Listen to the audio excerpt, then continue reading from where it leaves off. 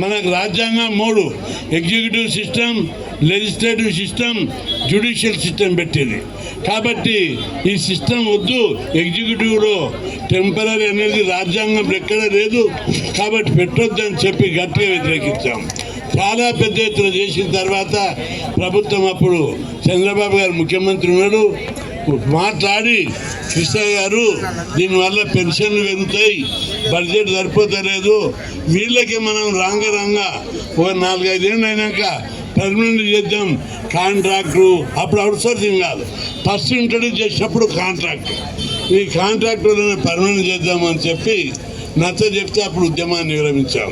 కానీ రాంగా దాని contract, outsourcing, part time, guest టీచర్లు, గెస్ట్ లెక్చరర్లు, అదేవిధంగా ఉద్యోగాలకి ఇంకా గెస్టు రాలేదు, ఇక్కడ కూడా తెస్తారేమని అని భయపడుతున్నా.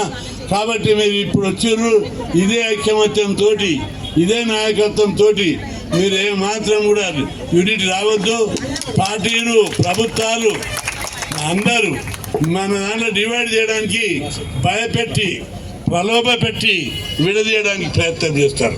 ఎవరు కూడా భయానికి, ప్రలోభాలకు లొంగకుండా పట్టుదలతోటి ఉద్యమాన్ని ముందుకు నడిపించండి. ప్రభుత్వం